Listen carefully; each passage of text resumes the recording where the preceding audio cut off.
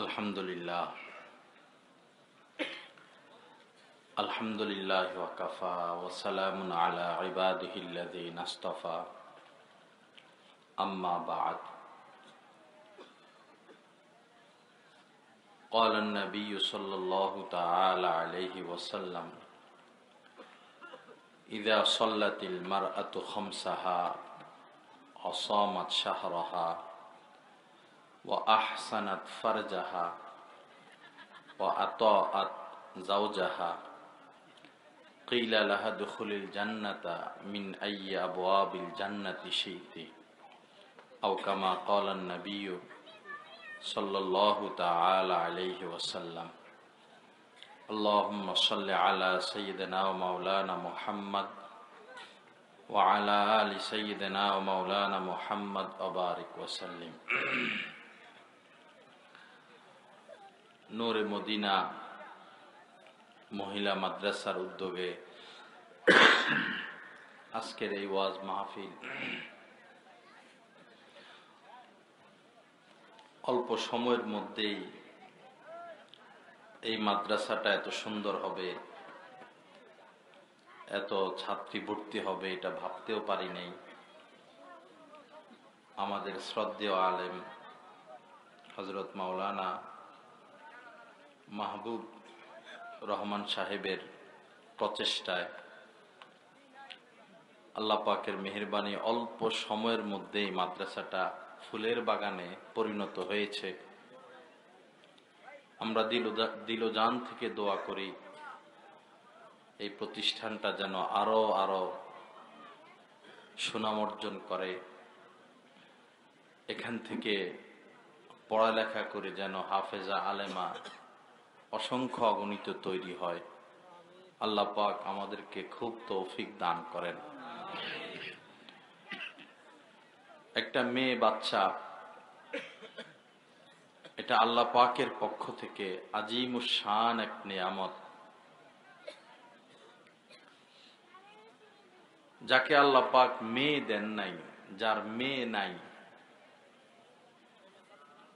আসলে সে পিতা হওয়ার মজাটাই পায় নাই।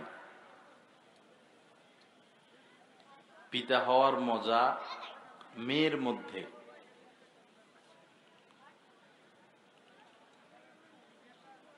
এই মেয়ে সন্তান যে পেয়েছে সে তো অনেক বড়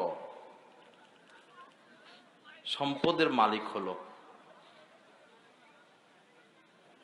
হাদিস শরীফের মধ্যে এসেছে, এক সাহাবী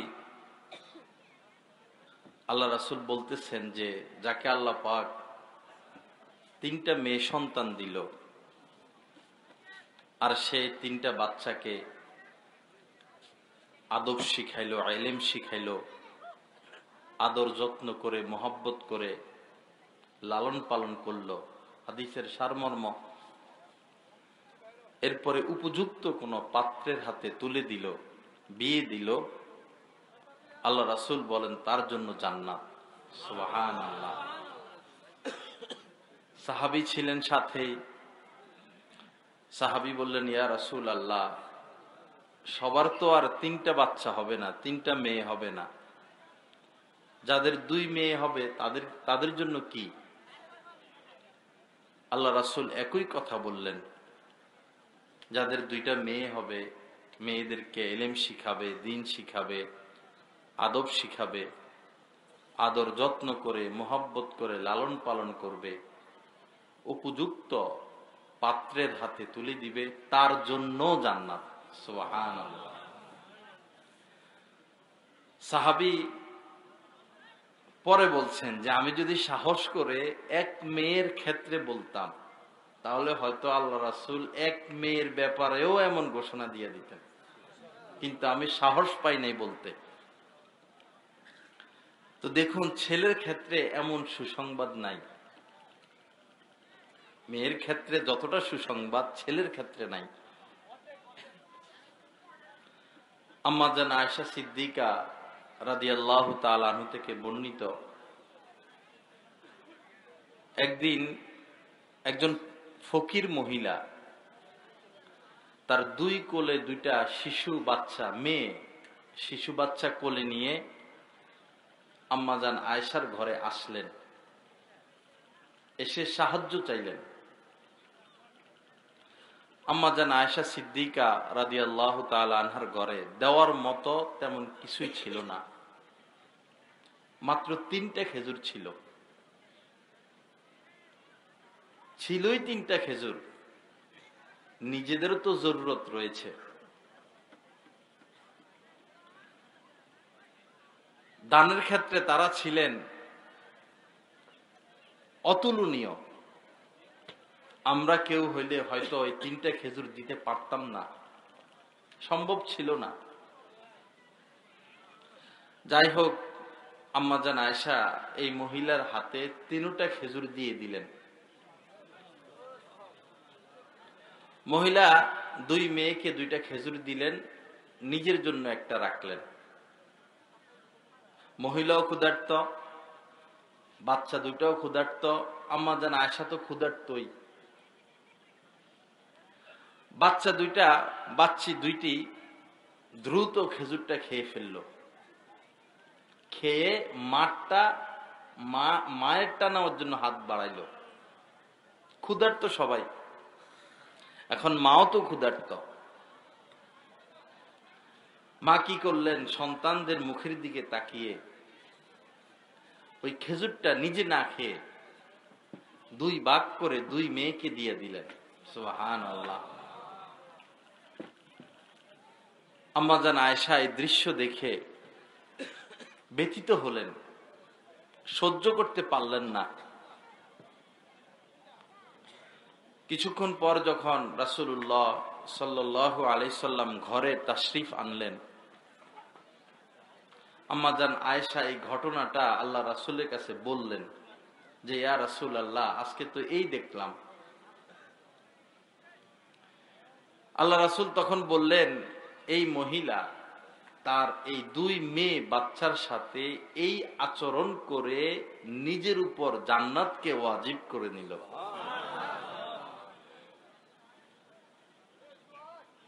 এজন্য কাহারা যদি মেয়ে হয়, একাধিক মেয়ে হয়, সব মেয়ে হয়, আমরা মনে কষ্ট নিব না। এটা নেয়ামত, আজিমুশান নেয়ামত।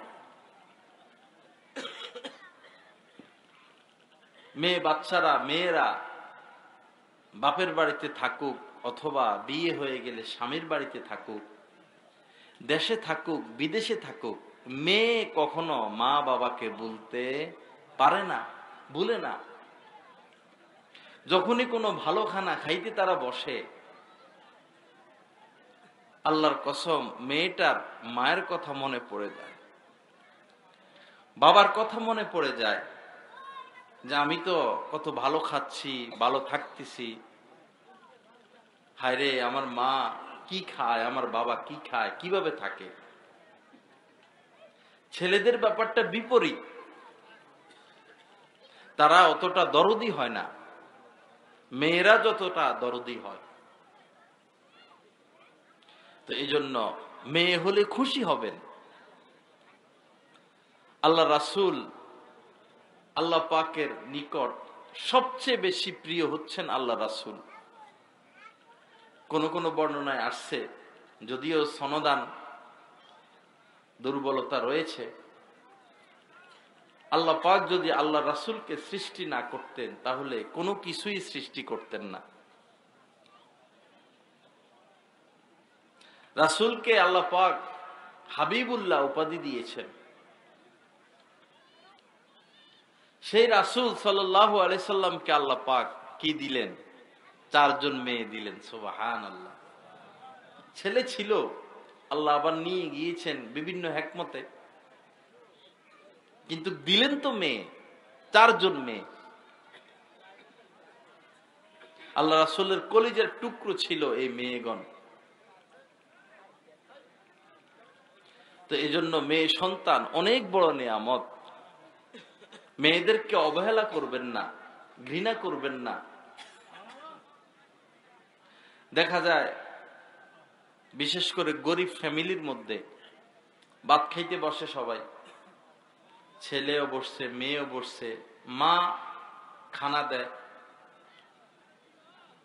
তো মাছ ছেলেদের হাত প্লেটে মাছ দেয়, বাবার প্লেটে মাছ দেয়, মেয়েদের প্লেটে মাছ দেয় না। বহু দেখেছি আমি ছোটকাল থেকে, মেয়েরা অবহেলিত থাকে, মেয়েদের প্লেটে মাছ আসে না, তরকারি কম আসে, ঝোল কম আসে। অপরাধ কি? তারা মেয়ে। এটা জুলুম, এটা অবিচার, এটা অন্যায়। আজকে গোশত পাকানো হলো, ভালো ভালো টুকরোগুলো ছেলের হাতে, ছেলেদের হাতে। অথচ ঘরের মধ্যে ছেলেরা তেমন কাজ করে না, মেয়েরাই সারাদিন খাটে। মেয়েদেরকে বঞ্চিত করা হয়, মাহরুম করা হয়, এটা অন্যায়।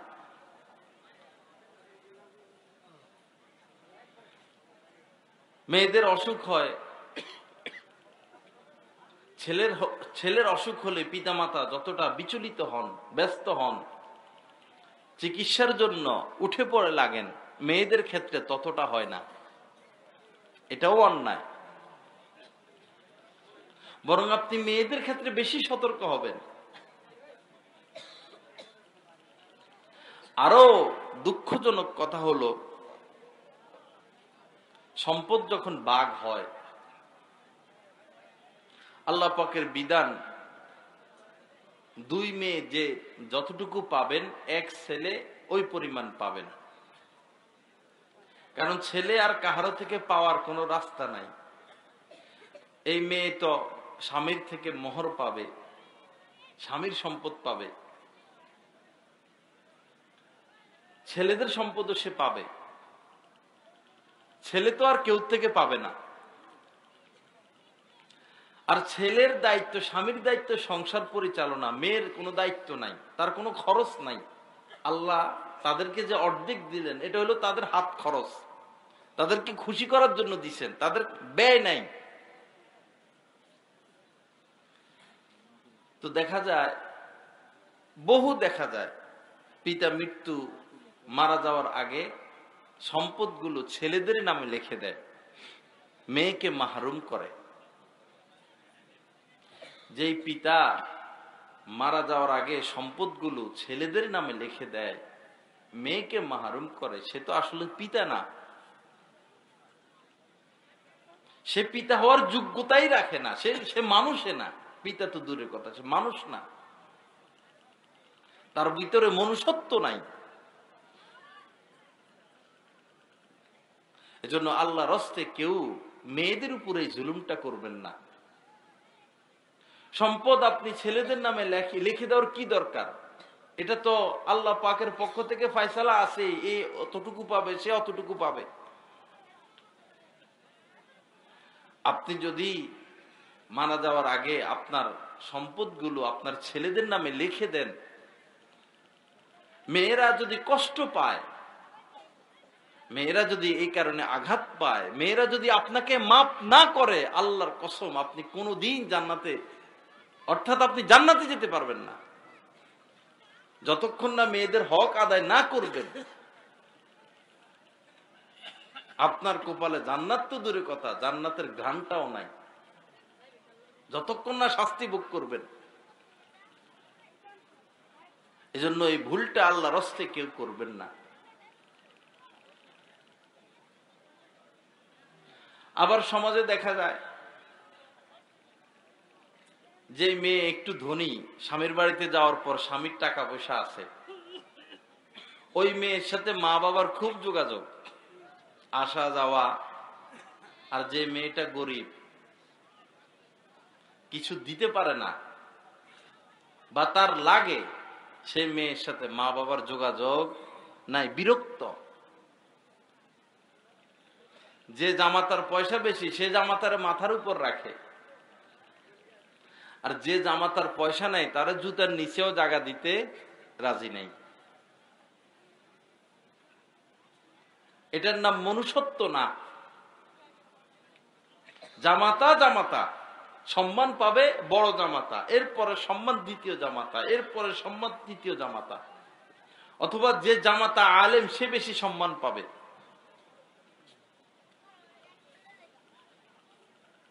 আল্লাহ পাক আমাদেরকে এই বৈষম্য থেকে বাঁচার তৌফিক দান করেন। আল্লাহ পাক আমাদেরকে মানুষ হয়ে বেঁচে থাকার তৌফিক দান করেন। আবার দেখা যায়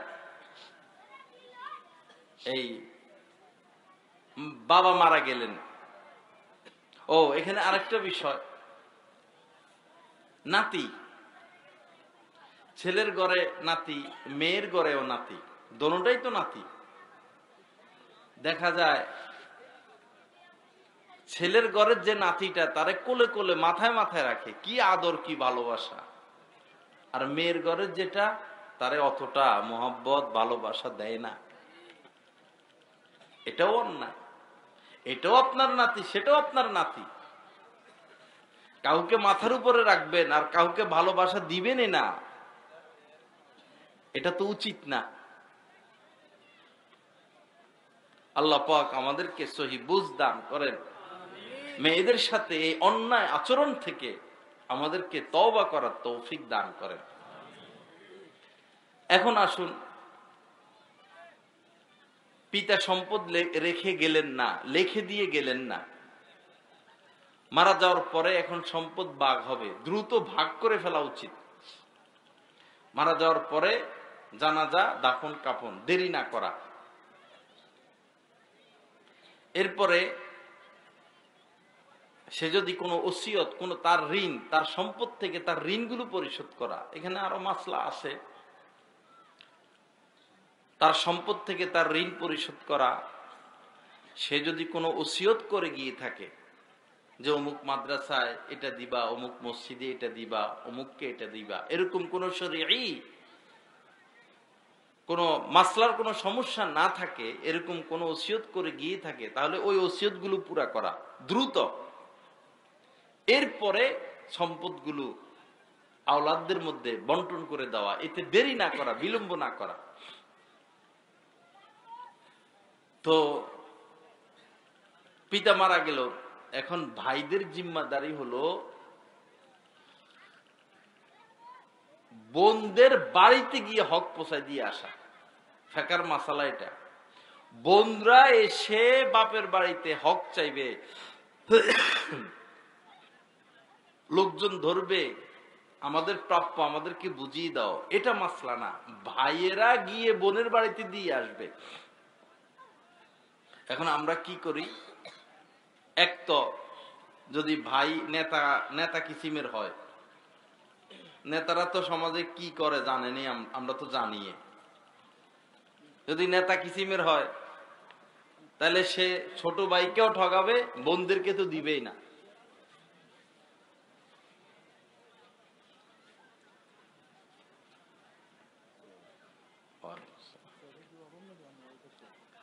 এরপরে আগেই তো চেয়ার টেয়ার কয়েকটা রাখতে পারে।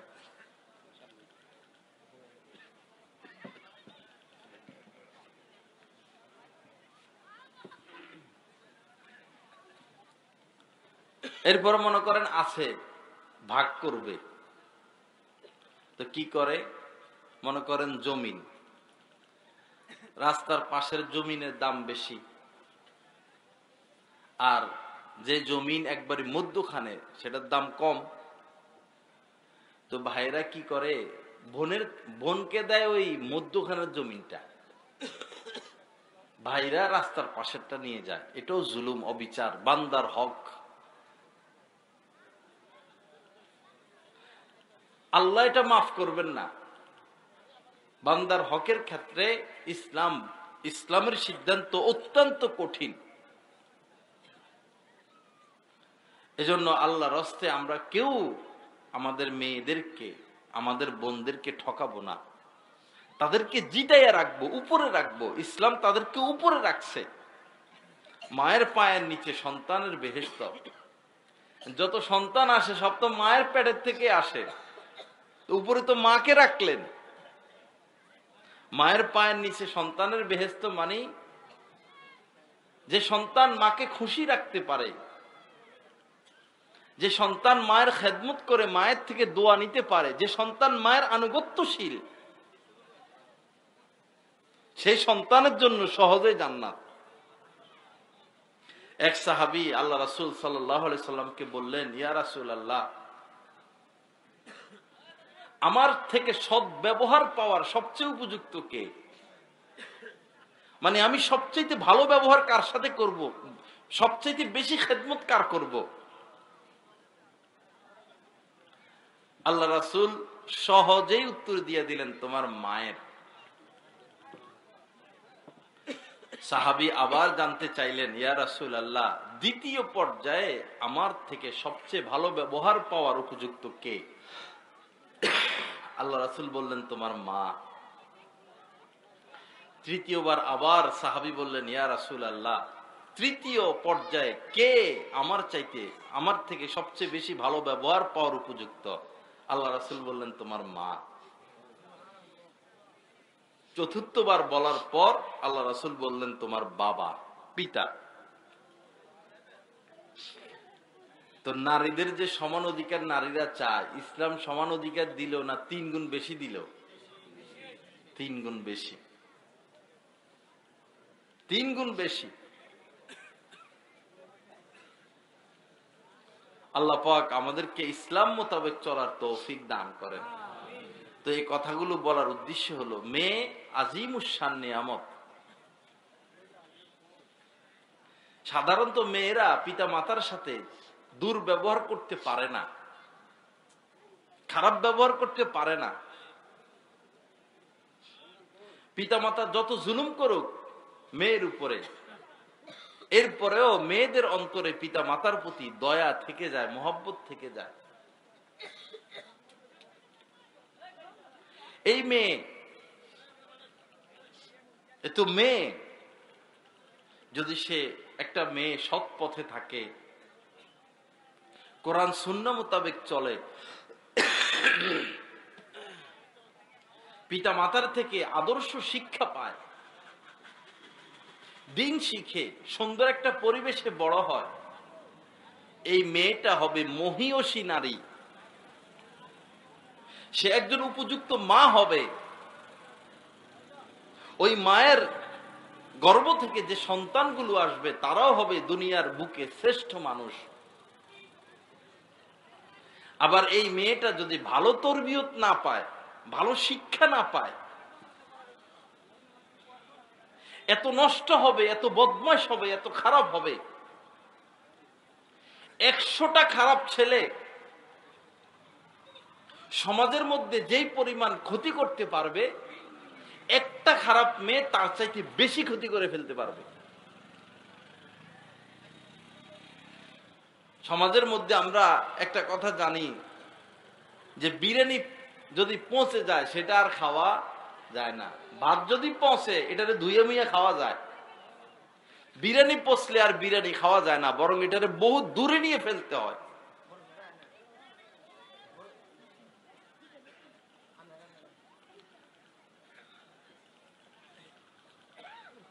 এজন্য মেয়েদের ক্ষেত্রে আল্লাহর হস্তে বেশি সতর্ক থাকতে হবে, কোটি কোটি গুণ বেশি সতর্ক থাকতে হবে। একজন পাইলট বিমান চালানোর অবস্থায় যতটা সে সতর্ক থাকে, একজন ড্রাইভার গাড়ি চালানো অবস্থায় যতটা সে সতর্ক থাকে, একজন মাকে, একজন বাবাকে তার মেয়ের ক্ষেত্রে বিশেষ করে এর চাইতেও বেশি সতর্ক থাকতে হবে। জীবনে একবারও যদি এই মেয়েটা কোনো খারাপ ছবি দেখে, খারাপ ছবি বলতে একবারে খারাপে না গিয়ে টেলিভিশনে যেটা দেখানো হয়, নায়ক নায়িকাদের গান গাওয়ার সময় তাদের যে অশ্লীলতা আচরণ, একটা ছোট মেয়ে তার বয়স 4 বছর 5 বছর, সে যদি একটা সিনেমাও দেখে, শুধু একটা গান দেখলো নায়ক নায়িকাদের নাচানাচি অশ্লীলতা, এই মেয়েটার মাথা থেকে আর সেটা বের হবে না। তার মাথায় এটা ঘুরবে যে এরা কেন এরকম জড়াজড়ি করলো, ধরাধরি করলো, এটার কারণ কি, এটা করলে কি হবে, না করলে কি হবে। মেয়েটা ছোট কিন্তু তার মাথায় সেটা ঘুরতে থাকে।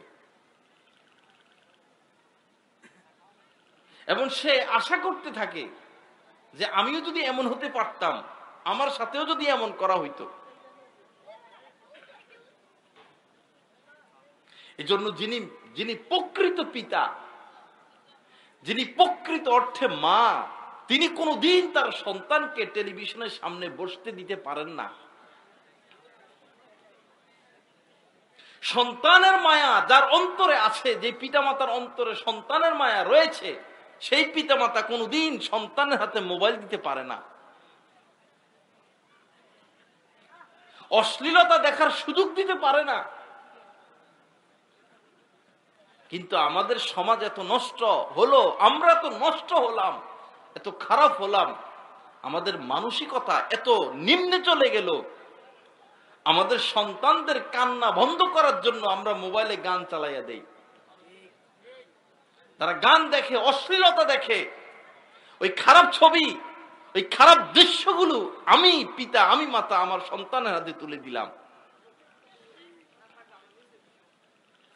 আমি পিতা হয়ে টেলিভিশন কিনে আনলাম, ডিশ লাইন লাগিয়ে দিলাম। কিসের জন্য? আপনার মেয়েকে আকাম কুকাম শিখানোর জন্য। টেলিভিশন তো সেটাই শিখায়। অস্বীকার করি না, সেখানে ভালো কিছু আছে, ভালো কিছু আছে, কিন্তু ভালোটা তো কেউ দেখে না, ভালোটা দেখার সময় নাই। থাকে তো শুধু সিনেমা নিয়ে ব্যস্ত, অশ্লীলতা নিয়ে ব্যস্ত। আপনি কেমন মা, আপনি কেমন বাবা, আপনার নিষ্পাপ সন্তানের চরিত্রটাকে আপনি ধ্বংস করার জন্য, আপনার এই পবিত্র মেয়েটার সতীত্বটাকে নষ্ট করার জন্য, আপনার সন্তানটা যেন বদমাইশ হয়, সন্ত্রাস হয়, মাস্তান হয়, ওই সন্ত্রাসী মাস্তানি শিক্ষা দেওয়ার জন্য আপনি টেলিভিশন কিনে দিলেন, আপনি ডিশ লাইন লাগাইয়া দিলেন, আপনি তার হাতে মোবাইল তুলে দিলেন। আপনাকে আমার প্রশ্ন, কেমন পিতা হলেন আপনি, কেমন মাতা হলেন? আমরা তো আমাদের সন্তানের হাতে নরমাল মোবাইল দিতেও আমরা ভয় পাই, গেমস খেলতেও তো আমরা আমাদের সন্তানের হাতে দেই না।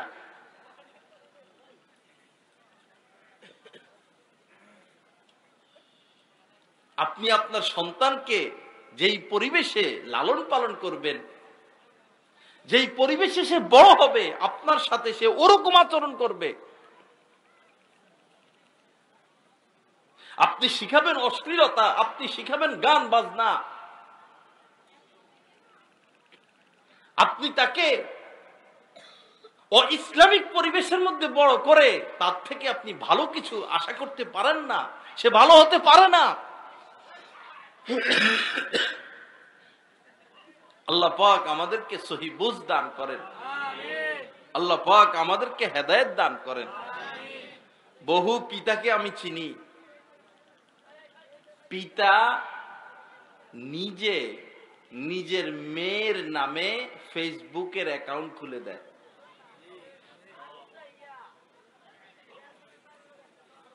পিতা ওয়াইফাই লাইন লাগায় বাসায়, মেয়েকে ওয়াইফাই খুলে দেয়। পিতা নিজের মেয়ে, নিজের ছেলের মোবাইলে এমবি পাঠিয়ে দেয়। হায়রে পিতা, হায়রে বড় ভাই, কি দেখে? আপনি কি দেখেন মোবাইলে? আপনাকে প্রশ্ন, আপনি পিতা, আপনি বড় ভাই, আপনার হাতে টাচ মোবাইল, আপনি নেট চালান, আপনি কি দেখেন? আপনি কি এই নেটের অশ্লীলতা থেকে বেঁচে থাকেন? আপনার তো বুঝ আছে, আপনার মধ্যে তো এখন যৌবন নাই, আপনি তো বিবাহিত, আপনার তো বয়স হয়েছে, এরপরেও কি আপনি নেটের অশ্লীলতা থেকে বেঁচে থাকেন? আপনার সন্তানটা তো যুবক, তার মধ্যে যৌবন রয়েছে, তার মধ্যে উত্তেজনা রয়েছে, সে কিভাবে অশ্লীলতা থেকে বাঁচবে? আপনার মাথায় কি এটা ঢুকে না? আপনি তো দিচ্ছেন আপনার সন্তানটাকে নষ্ট করে, আপনি তো তাকে নষ্ট হওয়ার সমস্ত সরঞ্জাম তার হাতে তুলে দিলেন।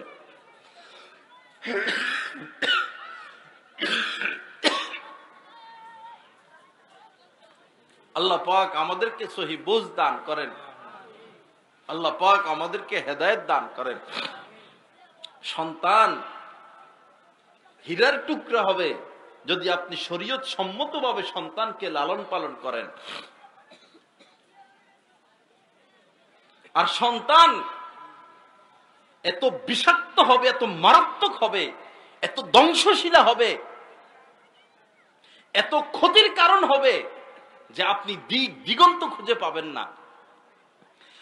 এই দুনিয়াতেই আপনি সন্তানের কারণে, সন্তানের কলঙ্কের কারণে মুখ দেখাতে পারবেন না, আর মৃত্যুর পরেও আপনার নাজাতের কোনো ফায়সালা হবে না আপনার সন্তানের নষ্টামির কারণে।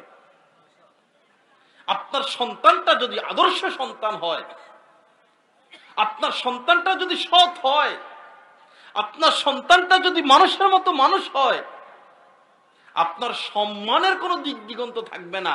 আপনি কৃষক, আপনি সুইফার, আপনি দিন মজুর, আপনি গরিব, আপনি আদনা থেকে আদনা সমাজের মধ্যে মানুষ আপনাকে সেই নজরে দেখবে না। মানুষ দেখবে আমাদের হাফেজ সাহেবের আব্বা, আমাদের ইমাম সাহেবের আব্বা, আমাদের ডাক্তার সাহেবের আব্বা। আর আপনার সন্তানটা যদি সন্ত্রাস হয়, মাস্তান হয়, বখাটে হয়, নষ্ট হয়, বদমাশ হয়, আপনি এলাকার বহু বড় নেতা, আপনি কুঠিপতি, আপনি চেয়ারম্যান, আপনি এমপি, ওই এমপি আর চেয়ারম্যানের দিকে তাকাবে না, বলবে ওই চোরের বাপ, ওই সন্ত্রাসের বাপ, ওই ডাকাতের বাপ। এজন্য আসুন, হাজার দান্দা ছেড়ে দিয়ে দান্দা একটা, আমার সন্তানটা যেন মানুষ হয়। সন্তান মানুষ করতে হলে কিছু এলেম, কিছু দিক নির্দেশনা, কিছু নিয়ম কানুন আমাদের আগ থেকে জেনে রাখতে হবে। এখন তো শিক্ষা নাই, সবাই মোবাইল নিয়ে ব্যস্ত, শিক্ষা নাই। যদিও দেখা যায় পাশের হার বাড়তেছে, আসলে শিক্ষা নাই। বিএ পাস করে ফেলে, একটা দরখাস্ত লিখতে পারে না। মাস্টার ডিগ্রি পাস করে ইংরেজি রিডিং পড়তে পারে না। তুমি কেমনে মাস্টার ডিগ্রি পাস করলা?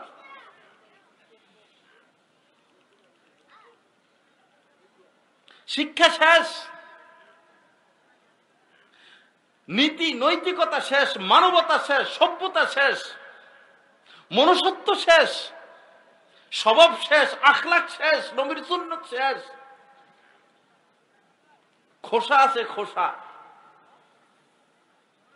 এক লোক দিনের বেলায় আগুন নিয়ে ঘুরতেছে বাজারে, তো কেউ প্রশ্ন করলো যে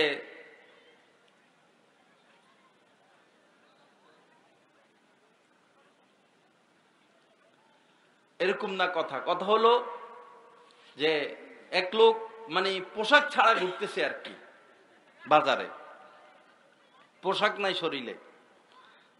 তো তারা বলল যে কি ব্যাপার, আপনি এত মানুষের সামনে পোশাক ছাড়া ঘুরেন, শরম লাগে না? কয় মানুষ কই, আমি তো কোনো মানুষ দেখি না বাজারে, এত শত শত হাজার হাজার মানুষ আপনি দেখেন না? কয় না, এরা তো মানুষ না, মানুষের একটা কভার, এদের ভিতরে মনুষ্যত্ব বলতে কিছু নাই, মানুষের শুধু কভারটা আছে, লেফাফাটা আছে। আমি আমাকে প্রশ্ন করি, আমি কতটুকু সৎ, আমি কতটুকু ভালো, আমার মধ্যে কতটুকু নীতি আছে, কতটুকু নৈতিকতা আছে, কতটুকু মনুষ্যত্ববোধ আছে। আল্লাহ আমাদেরকে সহি বুঝ দান করেন, আল্লাহ আমাদেরকে ভালো মানুষ হওয়ার তৌফিক দান করেন। তো সন্তানকে মানুষ করতে হলে সংক্ষিপ্ত আমি কিছু কথা আল্লাহ যদি তৌফিক দেয় বলবো। এক হলো, আপনার সন্তানকে খারাপ ছেলেদের সাথে মিশতে দেওয়া যাবে না। আপনার সন্তানের খেলার দরকার, আপনি খেলবেন তার সাথে। আল্লাহ রাসূল ঘোড়া হইছেন, আমরা পাইছি হাদিসের কিতাবে, নাতিরা পিঠের উপর উঠছেন। এটার মধ্যে বহু শিক্ষা রয়েছে। বাচ্চাদেরকে আনন্দ দেওয়া, পিতামাতা কখনো সন্তানের খেলার সাথী হবে, পিতামাতা কখনো সন্তানের শিক্ষক হবে, পিতামাতা কখনো সন্তানের বিচারক হবে। পিতামাতা কখনো সন্তানের বন্ধু হবে, কখনো খেলার সাথী হবে, কখনো শাসক হবে। আপনার সন্তানটাকে যদি আপনি সমাজের খারাপ ছেলেদের সাথে মিশতে দেন, ওই খারাপ ছেলেরা যে লাইনের, আপনার সন্তানটা অচিরেই সেই লাইনের হয়ে যাবে। এলাকার মধ্যে সব ছেলের হাতে টাচ মোবাইল নাই, একটার হাতে থাকলেই হয়। দেখবেন রাস্তার কোনায় কোনায়, একা দেখে না, 5-7 জনকে নিয়ে দেখে। এমন এমন খারাপ দৃশ্য, এমন এমন আকর্ষণীয় বিষয় মোবাইলে রয়েছে, একটা নাবালেগ ছেলে এই আকর্ষণীয়, এই অশ্লীল এই জিনিসগুলো দেখলে সে বালেগ হয়ে যাবে। একটা সৎ ছেলে, ভালো ছেলে, আল্লাহওয়ালা ছেলে, বুজুর্গ ছেলে যদি এই মোবাইলের খারাপ ছবি দেখে, মুহূর্তের মধ্যে সে অসৎ হয়ে যাবে। একটা নামাজি ছেলে যদি এই অশ্লীলতায় লিপ্ত হয়, সে বেনামাজি হয়ে যাবে। এটা এতটা মারাত্মক, এতটা বিষ এটা। এজন্য যে সমস্ত বাচ্চারা এই টাচ মোবাইল নিয়ে, ফেসবুক নিয়ে ঘুরে বেড়ায়, আপনি আপনার সন্তানটাকে তাদের সঙ্গ থেকে দূরে রাখবেন। তাদের সাথে কথা বলতেও দিবেন না, মিশতেও দিবেন না, যাইতেও দিবেন না। তাদের সাথে তোমার কোনো সম্পর্ক নাই। আপনি তার বন্ধু, আপনি তার খেলার সাথী, আপনি তাকে সময় দিবেন। বহু মানুষ মাদ্রাসায় দেয় সন্তানটা যেন মানুষ হয়, দেখা যায় হয়ে গেল মানুষ। তো মাদ্রাসায় দিল অমানুষ হলো কেন? এই ছেলেটা মাদ্রাসায় গিয়ে কোনো খারাপ ছেলের সাথে বন্ধুত্ব করছে, সেখানেও তো খারাপ ছেলে আছে। ওই খারাপ ছেলের পালায় পড়ে এই ছেলেটা শেষ হয়ে গেল। আপনার ছেলেটাকে স্কুলে দিলেন, দেখা গেল সে মাদ্রাসায় পড়ুয়াদের চাইতেও আরো ভালো। বহু ছেলে ফেলে আছে, কলেজে যায়, স্কুলে যায়, মাশাআল্লাহ, বুজুর্গ, আল্লাহওয়ালা, পাঞ্জাবি, দাড়ি, টুপি। বহু মাদ্রাসার ছাত্রদের চাইতেও আখলাক ভালো, স্বভাব ভালো, ব্যবহার ভালো। কেন? ওই ভালো বন্ধু পাইছে, ভালো সঙ্গী পাইছে, ভালো সোহবত পাইছে। ওই ভালো সোহবতের কারণে এই ছেলেটা ভালো মানুষে রূপান্তরিত হয়ে গেল। এই জন্য প্রথম টিপস, ছেলে হোক মেয়ে হোক, কোন খারাপ ব্যক্তির সাথে তাদেরকে মিশতে দেওয়া যাবে না। আপনার মেয়েটা অবিবাহিতা, বিবাহিতা মহিলাদের সাথে তারা মিশতে দিবেন না, কারণ এদের মুখ পাতলা। বিবাহিতা মহিলা 4-5টা বসলে এক একজন এক এক কথা বলে। এখন এই মেয়ে তো অবিবাহিতা, সে যদি ওদের ওই খপ্পরে পড়ে, অজানা বহু তথ্য সে জেনে যাবে। তখন সে এটা নিয়ে কল্পনা করবে, তার জীবনটা শেষ।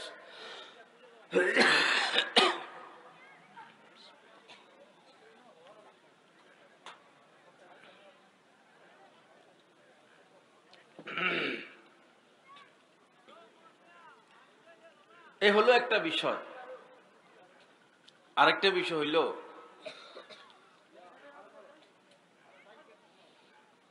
গান বাজনা থেকে আপনার সন্তানকে বাঁচাইতে হবে। গান হইল পৃথিবীর শ্রেষ্ঠ জাদুদের মধ্যে একটা জাদু। পৃথিবীর শ্রেষ্ঠ জাদুর মধ্যে একটা জাদুর নাম গান বাজনা। জাদু এমন বিষয়, মানুষ জাদু করে অসুস্থ করে ফেলতে পারে। এমনও জাদু আছে মানুষকে জাদু করে মেরেও ফেলে, পাগলও করে ফেলে। কিন্তু গানের এই জাদুর দ্বারা মানুষ পাগলও হয় না, অসুস্থ হয় না, মারা যায় না, বরং মানুষ অমানুষ হয়ে যায়। আল্লাহ রাসূল বলেছেন, আল গিনাউ ইউনবিতুন নিফাকা ফিল কলবি কামা ইউনবিতুল মাউজ যারআ। মাটি মরে গেল, এই মাটির উপরে যদি পানি পড়ে, মাটির নিচের থেকে ঘাস জন্ম নেয়। আল্লাহ রাসূল বলেন, পানি যেভাবে শস্য উৎপন্ন করে, গান মানুষের অন্তরের মধ্যে নেফাকি মুনাফিকি কপটতা সেই ওই রকম ভাবে উৎপন্ন করে ফেলে। ইয়াকুমুল গিনা, আল্লাহ রাসূল বলেছেন অবশ্যই তোমরা গান থেকে বেঁচে থাকো। ফাইন্নাহু ইয়ানকুসুল হায়া, কেননা গান মানুষকে নির্লজ্জ বানিয়ে ফেলে। আগের জামানা হিন্দু মহিলারাও পর্দা করত, শরীর ঢেকে রাখত, হিন্দুরাও শরীর ঢেকে রাখত। আর এখন মুসলমানদের গায়ে ওড়না নাই। কিছু কিছু মেয়েরা তো এমন যে এরা পারে না জামা খুলে রাস্তায় হাঁটতে। এত নষ্ট হয়েছে, মন মানসিকতা এত খারাপ হয়েছে, এত নির্লজ্জ হয়ে গেছে, শরীরে গায়ের মধ্যে কাপড় রাখাকে তারা বিরক্তিকর মনে করে। এই মেয়েটা যে এত নির্লজ্জ হলো, এত বেহায়া হলো, কোথায় ট্রেনিং পাইলো? আপনার ঘরে ট্রেনিং পেয়েছে। গান মানুষকে নির্লজ্জ বানিয়ে ফেলে। ওয়ায়াজিদু ফিশ শাহওয়াত, এবং অপকর্ম করার জন্য গান মানুষকে এত উদ্বুদ্ধ করে জিনা ব্যভিচার করার জন্য, যে কুকুর পাগল হয়ে গেলে যেরকম রাস্তা রাস্তায় ঘুরতে থাকে, যারা দিন রাত গান শুনে গান দেখে, তারা জিনা ব্যভিচার করার জন্য এরকম পাগলের মতো ঘুরতে থাকে, ছেলে হোক মেয়ে হোক।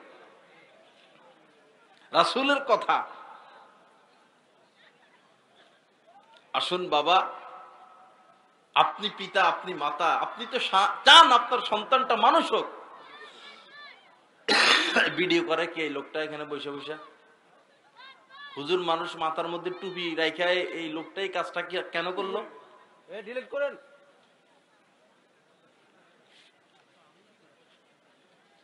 ওয়াজের মাহফিলে এসে গুনার কাজ শুরু করে।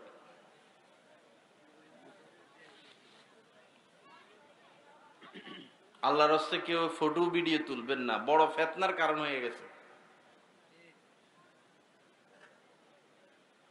বড় ফিতনার কারণ হয়ে গেছে ভিডিও করে করে ওয়াজ মাহফিল গুলো।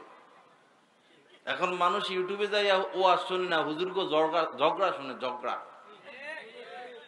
এক প্রফেসর, ইংলিশের প্রফেসর, বড় শিক্ষিত মানুষ, হুজুর ইউটিউবে যে ওয়াজ শুনি, আসলে ওয়াজ শুনি না, মোল্লা গো কে কারে কি কয় এটা শুনি আর কি। ফিতনার কারণ হয়ে গেছে।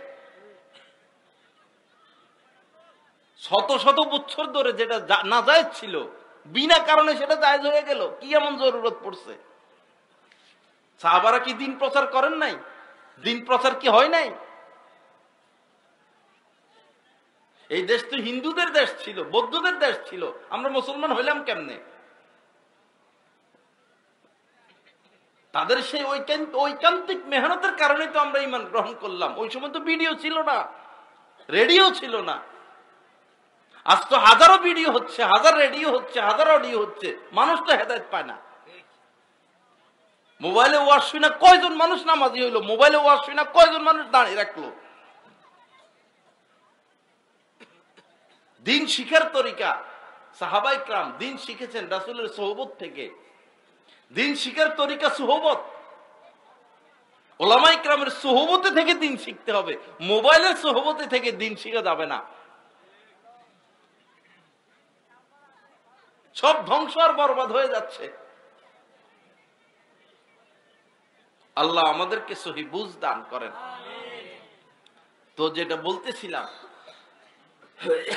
গান বাজনা থেকে আপনার সন্তানকে হেফাজত করবেন। মেয়েরা দেখবেন নভেল পড়ে, নভেল ম্যাগাজিন পড়ে, ছেলেরা। অনেক লেখক আছে এত মারাত্মক মারাত্মক কথা লেখে। একটা ছেলে একটা মেয়ে খারাপ হওয়ার জন্য একটা উপন্যাসই যথেষ্ট। একটা উপন্যাস।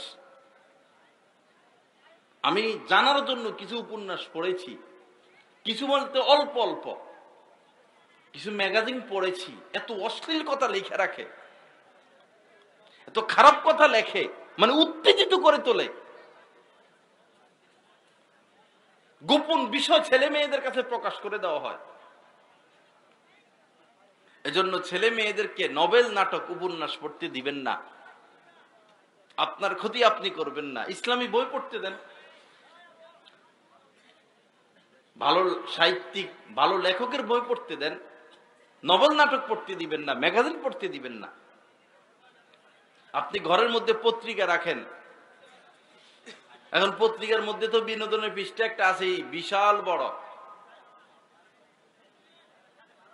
যদি পত্রিকা রাখতেই হয় বিনোদনের পৃষ্ঠাটা ছেড়ে আগে ফেলে দেন। ঘরে বিনোদনের পৃষ্ঠাটা রাখা এটা নিরাপদ না। পত্রিকাই রাখা এখন নিরাপদ না ঘরের মধ্যে। পত্রিকা খুলবেন, ওই জায়গায় নারীর ছবি, ওই জায়গায় নারীর ছবি, এই জায়গায় নারীর ছবি, সেই জায়গায় নারীর ছবি। কেমনে পড়বেন পত্রিকা?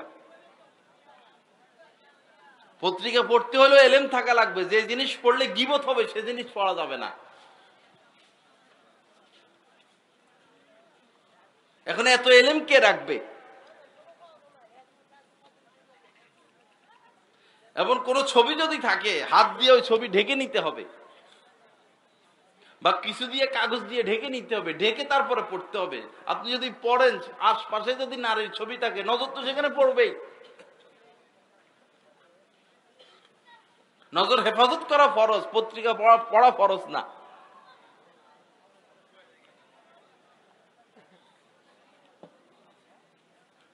এরপরে আপনার ঘরটাকে আপনি দ্বীনি পরিবেশে রূপান্তরিত করবেন। ব্যাপকভাবে মানুষ মেয়েদেরকে মাদ্রাসায় দেয়, ছেলেদেরকে মাদ্রাসায় পড়ায়। এই বাচ্চারা মাদ্রাসার পরিবেশে, মাদ্রাসায় যে পরিবেশে থাকে ঘরে আসলে তারা সেই পরিবেশটা পায় না। মাদ্রাসায় ইচ্ছা অনিচ্ছা নামাজ পড়তে হয়, ঘরে আসলে মাও ঘুমায় থাকে, বাপেও ঘুমায় থাকে, ওই ছেলে মেয়েরা ঘুমায় থাকে, ফজর ছুটে। মাদ্রাসায় থাকলে ছেলে মেয়েরা ইচ্ছায় অনিচ্ছায়, ছেলেরা পাঞ্জাবি পড়তে হয়, টুপি পড়তে হয়, মেয়েরা পর্দায় থাকতে হয়। ঘরে আসলে পরিবেশটা ঢিলা ঢালা হয়ে যায়। মাদ্রাসায় থাকলে বাধ্যতামূলক সকালবেলা কোরআন নিয়ে বসতে হয়, ঘরে আসলে সেই বাধ্যতামূলক থাকে না। শুধু মাদ্রাসায় দিয়ে দিমু আর আমার ছেলে মেয়েরা হাফেজ আলেম হয়ে যাবে, অসম্ভব। একজন ওস্তাদ আপনার এই বাচ্চাটাকে মাদ্রাসায় থাকা অবস্থায় যতটা নেগরানি করেন, দেখাশোনা করেন, তত্ত্বাবধান করেন, আপনার হাতে সন্তানটা আসার পর বন্দে একদিন হোক এক সপ্তাহ হোক ওই রকম তত্ত্বাবধান আপনি তখন হুজুর হয়ে যাইতে হবে। তখন আপনি হুজুর। সমান তত্ত্বাবধানে বরঞ্চ আরো বেশি তত্ত্বাবধানে আপনার বাচ্চাটাকে ঘরে রাখতে হবে, না হলে সে মানুষ হবে না। আর যে বাচ্চারা মাদ্রাসায় পড়বে তাদেরকে বেশি সম্মান দিতে হবে। আপনার একটা ছেলে পড়ে স্কুলে, একটা ছেলে পড়ে মাদ্রাসায়। যখন ভাত দিবেন, যে ছেলেটা স্কুলে পড়ে তারা যদি গোশতের টুকরা 5টা দেন, আর মাদ্রাসায় যে পড়ে এর দিবেন 60টা। দেওয়ার সময় বলবেন যে তুমি তো আল্লাহর পথে গেছ, এজন্য তোমার সম্মানপূর্বক বেশি দিলাম। কিন্তু আমরা কি করি উল্টা।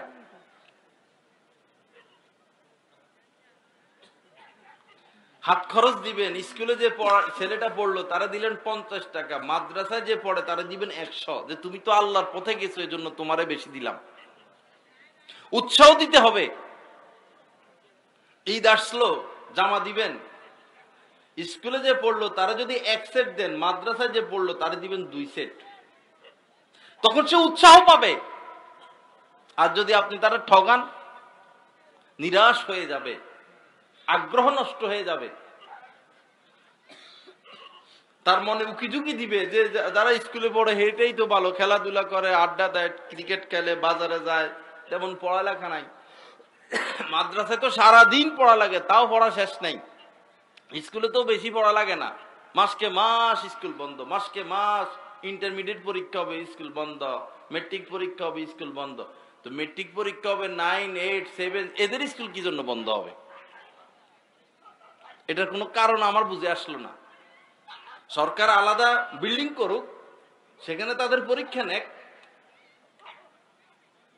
শিক্ষা বন্ধ করে পরীক্ষা নিতে হবে, তো এই 1 মাস 1.5 মাসে তো সব খাইয়ে ফেলে। কিছুদিন পর পরে পরীক্ষা। কি ব্যাপার তোমরা স্কুলে পরে গুরু গারো কেন? ক্লাস হয় না কেন? ওই পরীক্ষা হইতেছে, ওই এটা হইতেছে, ওই 12 মাসের মধ্যে মনে হয় 13 মাসে স্কুল বন্ধ থাকে। আর বহু ছেলে আছে ভার্সিটিতে পড়ে, একবারও ভার্সিটিতে যায় না। কি তুই পড়ে সেই নরসিংদী ভার্সিটিতে থাকে বৈরব। কি ব্যাপার ক্লাস মাস করো না? ক্লাস তো হয় না। তো শিক্ষকদের বেতনটা হালাল হইলো কেমনে? বেতনটা হালাল হইলো কেমনে? শুধু প্রাইভেট আর কোচিং, প্রাইভেট আর কোচিং, বাণিজ্য।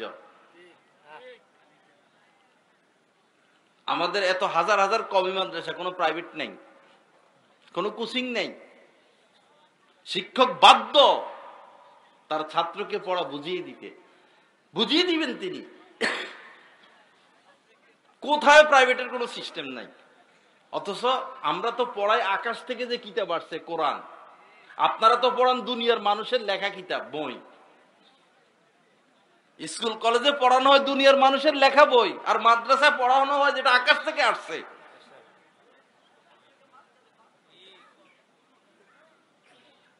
বেতনটা হালাল করে খাবেন আল্লাহর রাস্তে, কেউ মনে কষ্ট নিবেন না।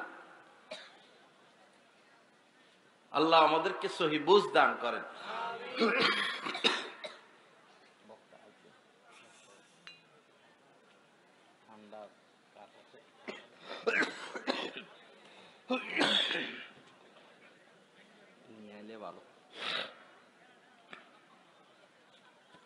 তো আসুন বাবা, আমরা আল্লাহর রাস্তে সন্তানের প্রতি একটু সজাগ দৃষ্টি রাখি, বিশেষ করে মেয়েদের প্রতি। মেয়েদেরকে বেশি ভালোবাসা দিব, মেয়েদেরকে বেশি আদর করব, এবং মেয়েদেরকে জরুর বি জরুর মাদ্রাসায় পড়াবো। ভাই মনে কষ্ট নিবেন না, আমাদের স্কুল কলেজের যে পরিবেশ, আমি স্কুলের ছাত্র, কলেজেরও ছাত্র, সব পড়ে শেষ করে আসছি, সব জানি কি হয় না হয়। এমন কিছু জানি বললে বিশ্বাস করবেন না, আমার ঢিল মাইরা মাইরা ফেলবেন। এখানে কি হচ্ছে, শিক্ষার নামে কি হচ্ছে?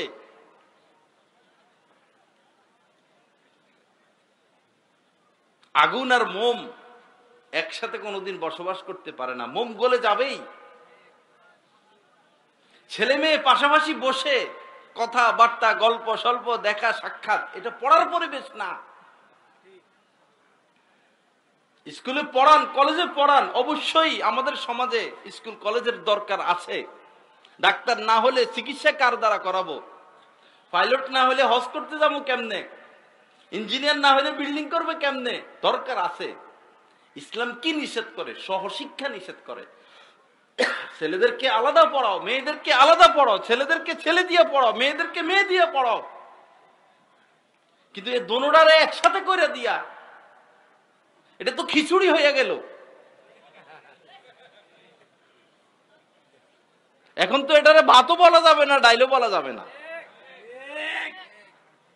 সমালোচনা না বাবা, পরিবেশ অনেক খারাপ, অনেক খারাপ, অনেক খারাপ, পরিস্থিতি অনেক খারাপ। ইজ্জত রক্ষা করা ফরজ, সতীত্ব রক্ষা করা ফরজ। যেই পরিবেশে গেলে ইজ্জত নষ্ট হবে, সতীত্ব নষ্ট হবে, চরিত্র নষ্ট হবে, আখলাক নষ্ট হবে, সেই পরিবেশে যাওয়া হারাম।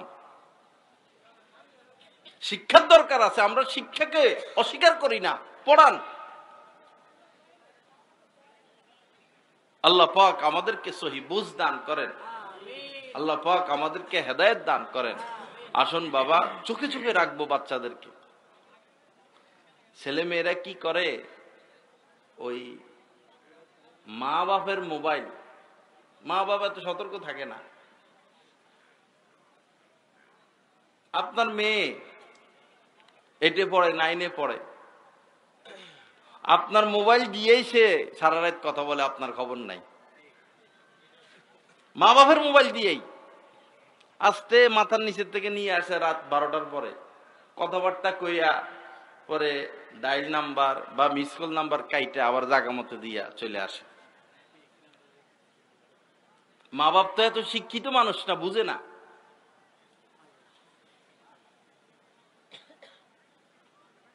আল্লাহ আমাদেরকে সহি বুঝ দান করেন। মাদ্রাসার ছেলে মেয়ে হোক, স্কুল কলেজের ছেলে মেয়ে হোক, ধ্বংস বরবাদ যদি হাতে মোবাইল আসে। মাদ্রাসার পরিবেশে আমরা আটকায় রেখে এখন মানুষ বানাইতে পারি না। মোবাইল এতটা ক্ষতি করে ফেললো। সারাদিন থাকে মাদ্রাসার পরিবেশে, কোন ফাঁকে যে মোবাইল ব্যবহার করে এই করে করে শেষ হচ্ছে না, মানুষ তৈরি হচ্ছে না। মোবাইল থেকে বাচ্চাদেরকে হেফাজত করবেন, আপনি নিজেও হেফাজতে থাকবেন। শুইলেন, এখন নেটটা চালু করলেন, ফেসবুকে ঢুকলেন, ইউটিউবে ঢুকলেন, আপনার কেমনি আর ঘুম আসবে? এটা তো সাগর। ঘুম কেড়ে নিল, চরিত্র কেড়ে নিল, সময় কেড়ে নিল, অর্থ কেড়ে নিল, ইবাদতের স্বাদ কেড়ে নিল, রাসূলের সুন্নতকে কেড়ে নিল। সেই পাশ্চাত্যদের অপসংস্কৃতি, অশ্লীলতা আমাদের ব্রেনের মধ্যে ঢুকাইয়া দিল। আল্লাহ পাক আমাদেরকে সহি বুঝ দান করেন, আমাদেরকে মানুষ হওয়ার তৌফিক দান করেন। তো এই মাদ্রাসার উদ্যোগে মাহফিল শুনছি ব্যাপকভাবে এলাকার মানুষ নিজেদের মেয়েদেরকে দিয়ে দিছে। আলহামদুলিল্লাহ, আল্লাহর শুকর। যারা এখনো দেই নাই, দিয়ে দিব। ভাই, মেয়েটাকে যদি আপনি কিছু শিখাইতে পারেন আরবি লাইনে, কোরআনটাই শিখালেন, আপনি মরে গেলে সারা জীবন এই কোরআন পড়ে পড়ে আপনার মেয়েটা আপনার জন্য দোয়া করবে সারা জীবন। আর যদি কোরআনটা না পড়াইলেন, সে পারে না, সে দোয়া করবো কেমনে? হাদিস শরীফের মধ্যে আসছে, মান কারাল কোরআনা, যে কোরআন পড়ে, ও আমিলা বিমা ফিহি, ও মান আল্লামাল কোরআনা, যে কোরআন শিখলো, ও আমিলা বিমা ফিহি, এবং কোরআন অনুযায়ী আমল করলো, উলবিসা ওয়ালিদাহু তাজান ইয়াউমাল কিয়ামা, কিয়ামতের দিন তার পিতা মাতাকে এমন এক মুকুট, তাজ পরিধান করানো হবে, যাউহু আহসানু মিন যাউই শামসি, যেই মুকুটের আলো সূর্যের আলোর চাইতেও আরো বেশি হবে। সুবহানাল্লাহ। আপনার এই সম্মান, আপনার ছেলে মেয়েকে যদি আপনি কোরআন শিখান, আপনার এই সম্মান। আর যদি আল্লাহ আল্লাহ করে মেয়েটাকে বা ছেলেটাকে হাফেজা বানাইতে পারেন, আর সে হাফেজ হয়ে কোরআনের হালালকে হালাল জানলো, হারামকে হারাম জানলো, তাহলে এই হাফেজ সাহেবকে কিয়ামতের দিন আল্লাহ পাক বিশেষ এক সুপারিশের ফাওয়ার দিবেন। সেটা কি? 10 জন এমন ব্যক্তি যাদের উপর জাহান্নাম ওয়াজিব হয়ে গেছে, এই হাফেজা হোক বা হাফেজ হোক, সে 10 জন ব্যক্তির জন্য সুপারিশ করে তাদেরকে জান্নাতে নিয়ে আসতে পারবে। এত বড় ফজিলত। আল্লাহ পাক জাল্লা জালালু আমাদেরকে, আমাদের সন্তানদেরকে দ্বীন শিখানোর তৌফিক দান করেন।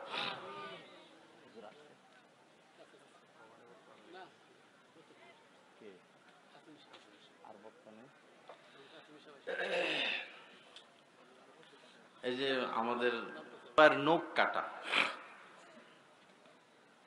সপ্তাহে একবার। আমরা আমাদের হাত পায়ের নখগুলো সপ্তাহে একবার কাটবো। আমাদের বাচ্চা যারা আছে ছোট, তাদেরও নখগুলো কেটে দিব। এটা রাসূলের সুন্নত। মোষকে ছোট রাখা রাসূলের সুন্নত, দাড়িকে লম্বা রাখা। মোষ ছোট রাখা, দাড়িকে লম্বা রাখা। আমাদের ছেলেরা, তরুণ ছেলেরা বিভিন্ন স্টাইলে চুল কাটে। আমরা পিতা মাতারা সেটার খবর রাখি না। এটা আপনার দায়িত্ব। আপনি তাকে প্রশ্ন করবেন যে এরকম এরকম করে কেন তুমি চুল কাটলা? মান তাশাব্বাহা বিকওমিন ফাহুয়া মিনহুম, যে যাকে অনুসরণ করবে সে তার হিসাবে গণ্য হবে। কোন তরুণ যদি কোন ইহুদির স্টাইলে, কোন খ্রিস্টানের স্টাইলে, কোন নাস্তিকের স্টাইলে চুল কাটে, কোন বিধর্মীর স্টাইলে চুল কাটে, সেটাকে পছন্দ করে, তাহলে সে ওই বিধর্মী হিসাবে আল্লাহর দরবারে গণ্য হবে। আল্লাহ রাসূল সাল্লাল্লাহু আলাইহি সাল্লামের চুল সাধারণত আল্লাহ রাসূলের চুল বাব্বি ছিল, কখনো কানের মধ্যখান পর্যন্ত, কখনো কানের লতি পর্যন্ত, কখনো কাঁধ পর্যন্ত যাইত। আমরা পারলে সুন্নত তরিকায় চুল রাখবো। আর একটা হলো জায়েজ তরিকা, সেটা হলো পুরা মাথার চুল এক সমান থাকা, সামনে যেমন, ডাইনে তেমন, বামে তেমন, পিছও তেমন, এক সাইজ, হাতের এই কর পরিমাণ, এটা জায়েজ। যুবক বাবারা, তোমরা খেয়াল করলে দেখবা বড় বড় ডাক্তাররা কিন্তু বড় চুল রাখে না, বড় ইঞ্জিনিয়ার বড় চুল রাখে না, জ্ঞানী মানুষ বড় চুল রাখে না। এটার মধ্যে ক্ষতি আছে, স্বাস্থ্যের ক্ষতি, সময়ের ক্ষতি, অর্থের ক্ষতি। এজন্য সুন্নত তরিকা চুল কাটা।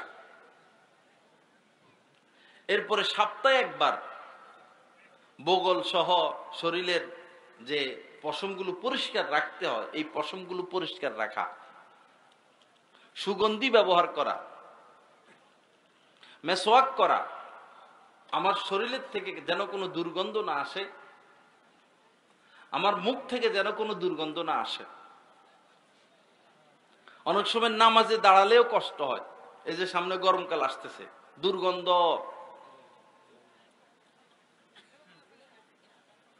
আল্লাহ রাসূল কাঁচা রসুন খেতে নিষেধ করছেন কেন?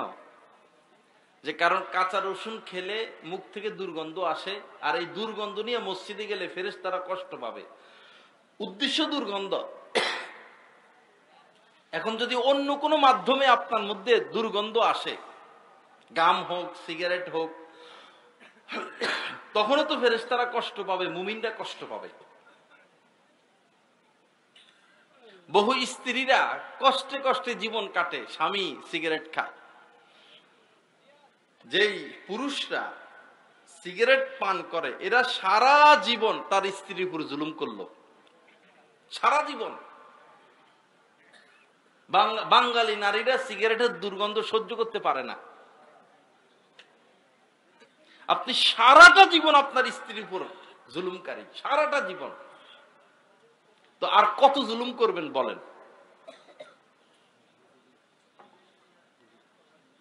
হ্যাঁ, এই জন্য আল্লাহর হস্তে এই ধরনের বদ অভ্যাস থেকে আমরা বিরত থাকবো। মেসওয়াক করব, সুগন্ধি ব্যবহার করব, জামা কাপড় পরিষ্কার রাখবো। আল্লাহ পাক জাল্লা জালালু আমাদের সকলকে সুন্নত মোতাবেক জীবন গড়ার তৌফিক দান করেন। ওয়া আখির দাওয়ানা আলহামদুলিল্লাহ।